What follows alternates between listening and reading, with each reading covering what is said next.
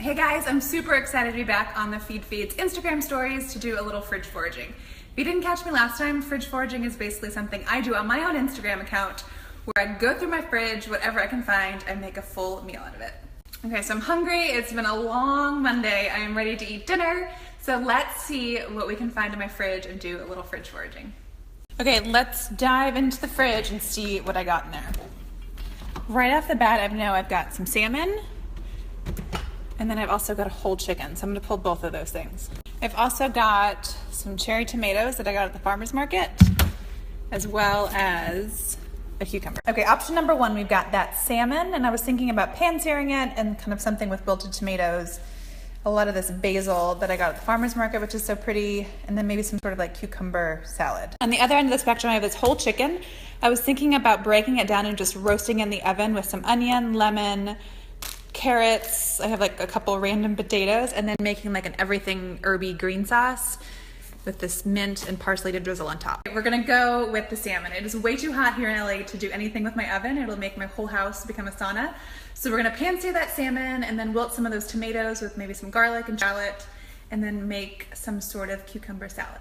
So I've got my 2 salmon fillets. I like having it with the skin on. I think it adds more flavor, but if you don't have skin on, it's totally fine. I patted it really dry, and then I sprinkled with salt and pepper. And next, we're gonna go into a really hot cast iron pan. I've got my salmon cooking skin side down. We're gonna cook it for like 4 or 5 minutes, just depending on how thick the salmon fillet is. Skin side down, and then flip it really quickly, and then cook it for like maybe 30 seconds at the end before serving it. So I've got my salmon, it's ready to be taken off the stove, and that skin is so perfect and crispy. We're just gonna take it off, put it off, and let it rest while we finish the rest of the dish. Got that same pan that I used to cook the salmon in. I removed like any excess oil, and then we're just gonna blister these cherry tomatoes in them. It should only take like a couple minutes. My tomatoes are looking nice and blistered. We're gonna add in some shallot and garlic, and then give that a stir. And then cook this for like 30 seconds. Let's deglaze the pan with like 3/4 cup of chicken broth. You could also use white wine. That's probably good. And then I'm gonna use a little bit of lemon juice. And just cook that down for like a minute or 2 until reduced. So my cherry tomatoes are nice and reduced. I'm gonna add about 1 tablespoon of butter just to thicken the sauce, but you can completely skip that step. And then a big pinch of salt.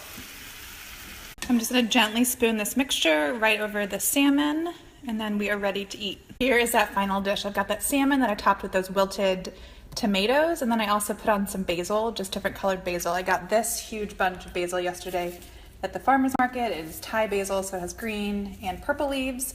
We're gonna also serve it with some watermelon slices. I had these left over from a barbecue this past weekend. And I know I said a cucumber salad, but I scrapped that idea because we already have a lot of vegetables in this dish for some pita, because I want the pita to kind of scoop up all the yummy, delicious flavors in this. There you have it. That is tonight's dinner, tonight's fridge foraging.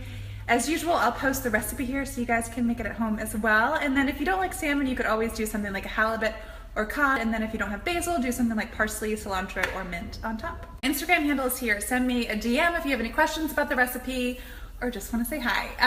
Thanks for having me, Feed. This was super fun. And I do this fridge foraging on my own Instagram account every Wednesday, so make sure to check it out. Okay, I'll see you next time.